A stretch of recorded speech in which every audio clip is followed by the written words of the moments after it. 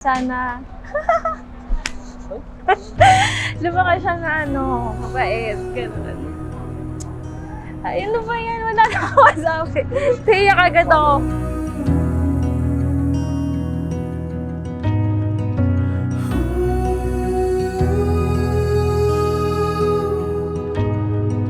Si Jesus mismo ay nabinyagan at sa oras ng pagbibinyag sa Kanya, may nangyari na lumabas kung sino siya.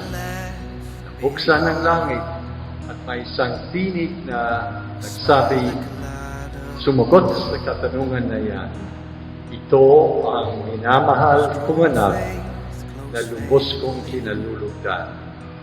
Kaya yan ang pananagutan ng mga magulang at mga ninong at ninang o simbolo ng sambayan ng Kristiyano na hubugin ang mga batang ito bilang mga anak ng Diyos na lubos niyang kinalulugdan. 'Cause when you walk into a room, life gets a little sweeter. When I look at you, I see a little clearer.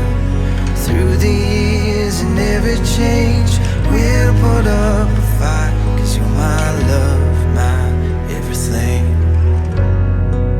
You are my life.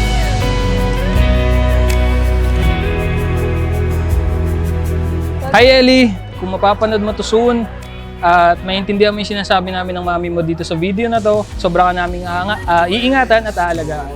Hindi ka namin pababayaan at alam namin ng mami mo na i-guide ka namin sa buhay para maging masaya ka. Nung nalaman ko na buntis ako kay Ellie, parang mixed emotions kasi hindi pa kami kasal, hindi pa kami graduate, wala pa kaming kaya. Pero natanggap namin yung responsibility kasi alam naman namin na mamahalin namin siya na complete family kami. Mahal na mahal ka namin Ellie at ng mga taong nakapaligid sa'yo lagi mong tatandaan. Happy christening, Ellie, Sabet, Ligaya. Mahal na mahal ka namin ni daddy mo and sana lumaki ka na kasing ganda ko at kasing bait ni daddy mo.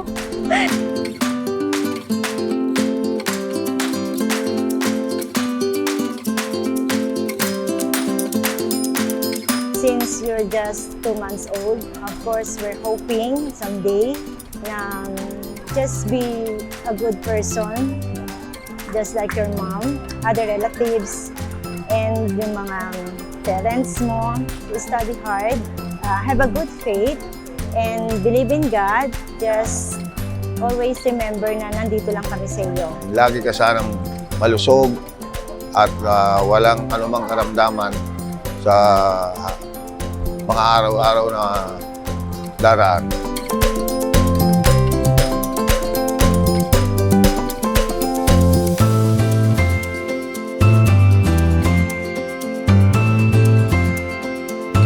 Ako si Lola Beth, sa akin kinuha yung pangalan mo, Elizabeth Palma. Nandito lang kami ng lola at lolo mo. Lagi ka namin gagabayan kahit anong mangyari. Sa hirap at ginhawa, nandito lang kami. Mahal na mahal ka namin, Apo. Welcome to the Christian world.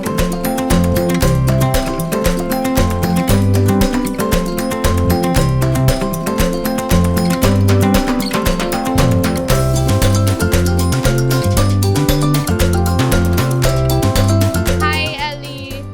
Sana malaki ka na pag napapanood mo to. Ano ba? Tulong. Sana hindi ka lumaking katulad ng tita. Opo, sana mas mabait ka pa sa tita mo. So, ayun, sana malusog ka at matalinong bata. Ayan, yung mga kaibigan. Sila ang kasama natin sa paglaki. Welcome to the Christian world!